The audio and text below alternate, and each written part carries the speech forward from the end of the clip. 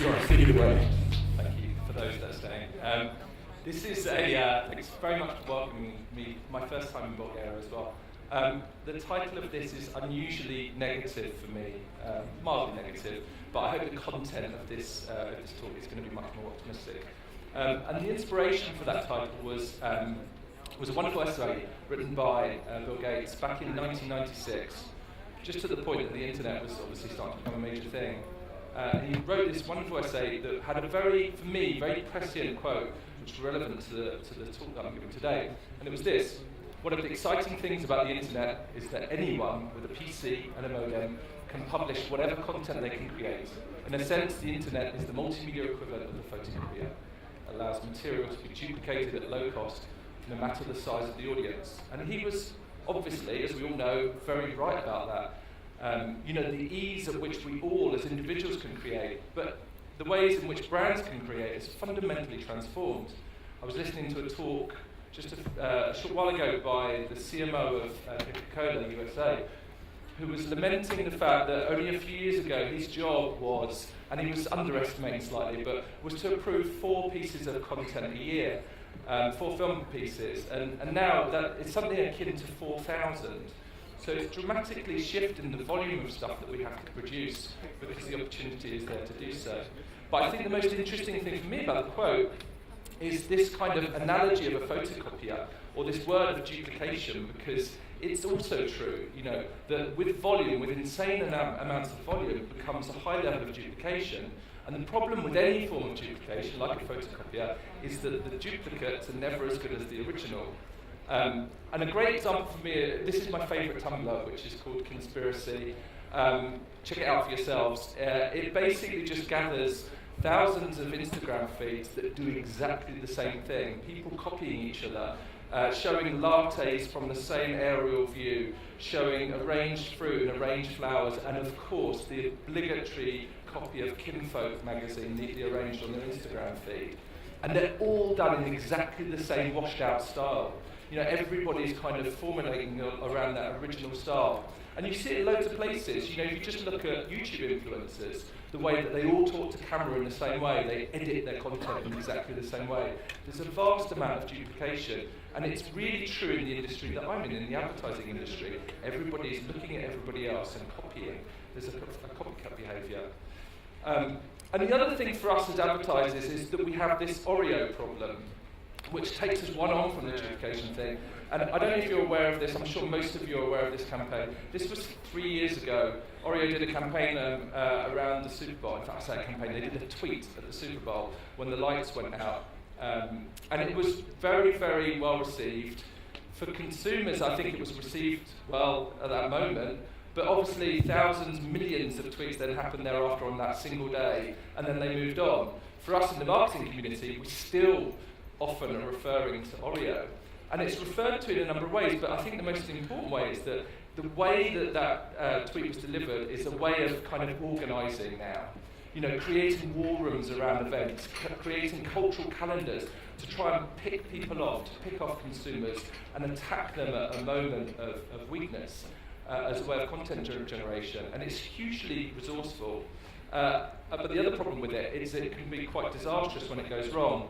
And this is an example from a UK brand, House of Fraser, a department store in the UK, a department store, I think that's more than 100 years old, that has a history. If you look at the advertising on the left, it gives you an idea, a sense of this brand style. This is an upmarket brand, or reasonably upmarket brand, that has a fairly conservative style, and a fairly conservative clientele, and a fairly conservative tone of voice. And what they did was they put 3 things together, and you can kind of see how it formulates around the Oreo example. They picked Valentine's Day as an important cultural event. They realised that emojis were becoming hugely popular, and particularly popular with their audience that was up and coming. And they also realised that talking about celebrities and talking around celebrity events was an easy way to kind of get onto a cultural agenda. And they pieced these 3 things together in a disastrous way called this emotional stories, where they started to sort of add stickers and emojis to content, connecting with loads of famous people.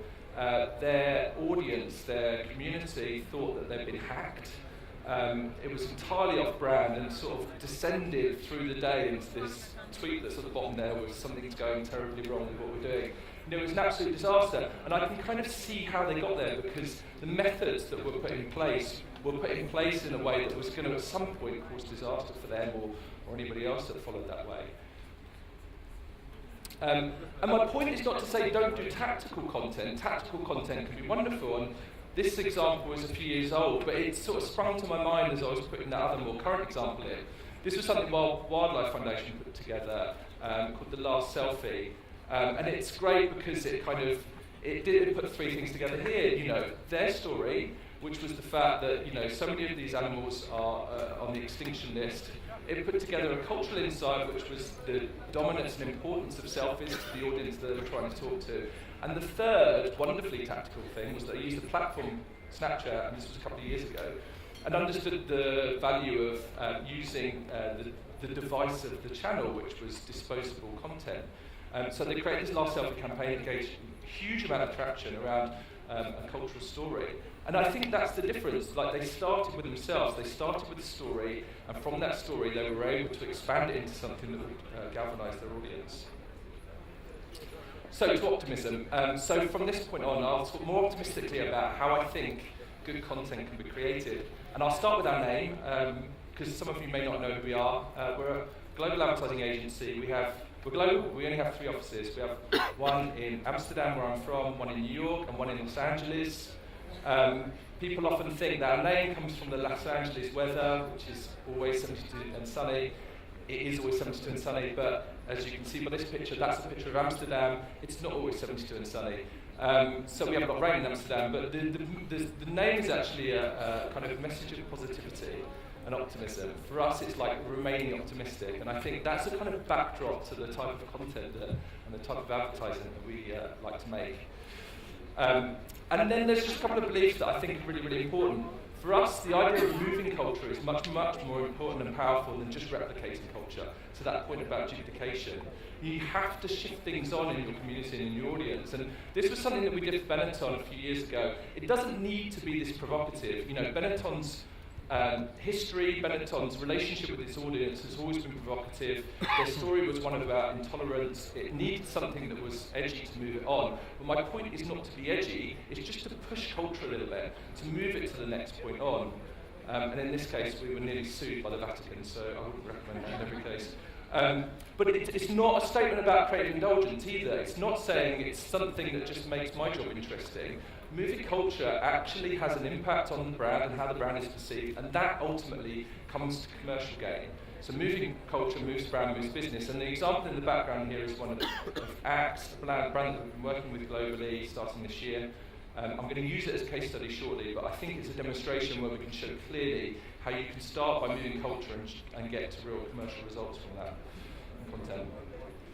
The second belief is that stories are fundamental to humans. We make sense of the world by telling stories to each other, and this is fundamental to how we create content. We work with Google. I think some of the work I'm most proud of with Google are these Google stories on the side here. Taking products that we take for granted with Google, but showing them through the lens of an individual human, everyday human, who has kind of transformed their world by using Google's products is an incredibly inspiring way to kind of see that stuff. And I think the other thing that's important about that is that it's not just talking about the old school story narrative arc. I think we can forget that. Technology, this opportunity that Bill Gates was talking about, has opened up brand new ways to tell stories. And it doesn't have to be film, it can be 140 characters. So I just wanted to show you something I'm very proud of that we did for Google a couple of years ago now. There's a little film that explains the idea better, but this really is talking about how you can tell stories in other ways than making film. This is Julie Demour. Julie wanted to share the story of her dynamic and sometimes misunderstood city of Marseille. So she created audio walks using Google Maps. Inspired by her project, we set out to tell Julie's story in an innovative way, with a 90-second film, and by bringing to life one of Julie's favourite sound walks. Night Walk in Marseille is the first ever nighttime street view. Hundreds of high-definition photospheres allow users to take a tour around the streets and back alleys of Cours Julien. users immerse in the natural acoustics of the neighborhood, using binaural sound technology that reacts to their movements. 3 kilometers of spheres document sights and genuine moments around the neighborhood, transporting users to another place, and sometimes even another time. Discoveries are made richer with facts powered by Google Knowledge Panels. Embedded YouTube films introduce the neighborhood's street artists, musicians, and locals. Nightwalk is optimized as a mobile-first experience. Using gyroscope technology, users can look around simply by moving their phone or tablet. The mobile site utilizes Google Places API to recommend similar places near them. Nightwalk was immediately globally embraced, became a trending topic on Twitter within days, and generated 88 million PR impressions to date. And in the end, we demonstrated that with Google products, you can discover another side of Marseille, or any other place in the world. I think what I'm most proud of with this is that Google have taken this on. They've done an amazing experience through Abbey Road Studios in London and many more that you can check out now. But it just goes to show you can take a piece of maybe mundane or everyday technology and you apply story and layer story to that, and it can make a real difference to it. So I think the story's been told in so many ways. And the reaction to this that I think we're most proud of is the fact that BuzzFeed talked about it as the best use of Google Maps. You know, it's something that's been around for so long, but adding story sort of made a big difference to that. So I'm just going to focus a bit for the last part of my speech just on a few of the ingredients that we think are really, really important to making great content, making content that's king. As I said already, we're going to use an example of something we've done recently because it's current, because through one example it's easier for me to make a number of different points. This is work that we've done for Axe. It really has, to the points I made before, shifted culture. You know, we've shifted Axe from a very different positioning to something very, very new. And the other thing is there's really, really deep inherent storytelling in here, and there's a lot of content that comes as a result of this. But first I'm just going to quickly show you a little bit about the work, if you've not seen it, just to familiarise yourself with it, and I'll talk through the tactics. For decades, Axe has been there to help guys be and feel more attractive. Famous is the brand that helped them get ahead in the mating game. But our guys are outgrowing these old-school gender roles. We shouldn't be afraid of the word feminist. Men and women should use it to describe themselves. And outgrowing Axe too.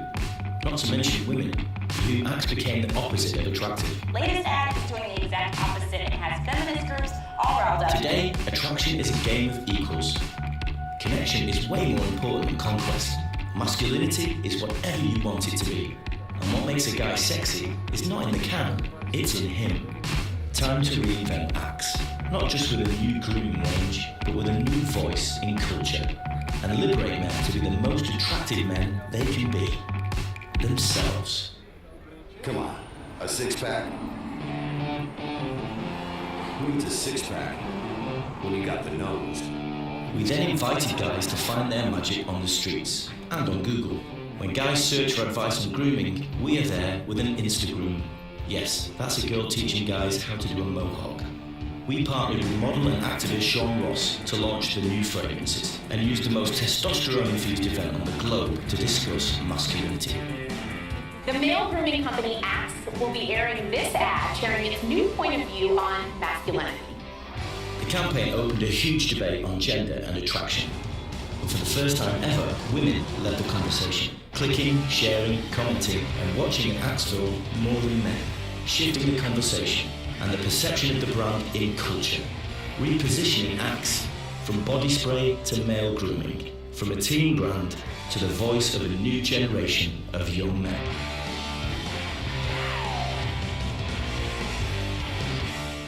So you get the story now, so I don't have to focus too much on the kind of creative direction for this thing, but it was a big shift for Axe, you know, it was a very different thing. But there's 4 fundamental ingredients, I think, to the content that we've developed for them, and I'm just going to focus on each now. The first, this idea of experience design. It's really for us, and I've heard it mentioned a couple of times by Paul and various others here today, you know, this, it's for us important in communication as it is in other areas. You know, we're taking the same principles that the very best retailers in the world are focusing on for how people navigate their environment. We think about communication in exactly the same way now. So it's not about taking every opportunity to do everything. It's thinking about things like accessibility, when we talk to somebody in terms of when it's perceivable, context in terms of emotional context, is it a time to communicate something emotional or something more functional, more practical? And then how the relationship with product and when it comes back to product. So we think much more closely about that. And we take advantage of a lot of opportunities, but we don't just do everything. We're much more focused in that respect. And we focus much more on efficiency and delivery of those things, so there's more input to that. The second thing is about data, and data as a creative tool is something that the advertising industry, I think, have been slow to leap on. For us, it's become fundamental. I think my favourite example with the work with apps is that we learned very quickly that Google search is a wonderful way, desktop search is a wonderful way to find out men's deepest, darkest fears. The things that they wouldn't share with other men or women or anybody else were the things that they were searching on from the privacy of their home. Number one on that list, maybe unsurprisingly, things like penis size. But some way after that were things that were super interesting to us. How do I deal with my receding hairline? Do women find big noses attractive? Which is what you then start to see appearing in the content. What we're learning about what men are insecure about is what then becomes what drives our communication, because we have a purpose that we want to communicate to those guys. And talking of purpose, the purpose is really, really clear for apps. We want guys to express their individuality. Everything we do, every single piece of content that we make is about inspiring guys to express their individuality. And what that means is having that clear purpose and that strong point of view is it galvanizes people as lovers and as haters of what we do. And the examples here are wonderful, it was talked about in the film at the top. You've got a sense of our lovers, and our lovers around this work have been a lot of men, but what's amazing for the first time ever is that there are many women who are coming out to support our purpose and support what we're trying to say to men. So they're really pushing on the content. And the comments and the list beneath people's comments is incredible. Other people's comments is amazing. On the hater side, it's guys that are really struggling with this new sense of what masculinity is. Maybe misogynists or people that are really uncomfortable with that positioning. And we don't need those guys anyway. It's much clearer and much stronger to us to have a kind of a set of fans, because that's what's pushing our content and that's what's pushing the popularity of the brand right now. So being clear on purpose, not sitting down the middle of the road, is really, really critical to really good content.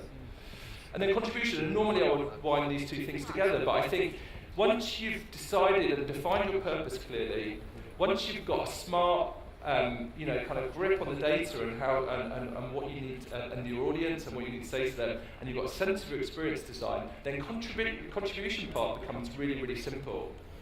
And what we've been doing with that is creating, to this point, and we've only been working since January, this campaign's only been out since January, hundreds and hundreds of pieces of content that are kind of responding to what guys are looking for. So, of course, there's things about styling and grooming, because that's what acts are producing as products. But there's also things there like how to iron a shirt or how to tie a tie, things that guys used to be taught but perhaps aren't being taught so much now, or perhaps weren't taught because that was old masculinity and you didn't need to learn those things. But in modern masculinity, then you really need to do that. So it's really clear for us how we start to contribute with our content, and our content becomes more meaningful, and we have a very rich and almost endless seam of content supply on the back of that. And then finally, cultural influence. This has become the idea that advertising, perhaps it did at one time, people would watch it all at the same time one evening, come to work the next day, stand around a water cooler and discuss that advertising. Whether that ever happens, the reality is that that's gone. And influence and influencers are far more important to how we get culture spread. So it's fundamental to the work we produce and fundamental to how you get content to spread. But we look beyond the obvious of reach. It's easy to find Lionel Messi or somebody, as an influencer because he's got a big audience. Just because he has a big audience, in fact, doesn't necessarily mean that people are interested in sharing what he says. So, yeah, reach is one thing, but relevance to specific messages brings out different influencers. And then the third on this list, which is probably the most important for me, is this idea of authority.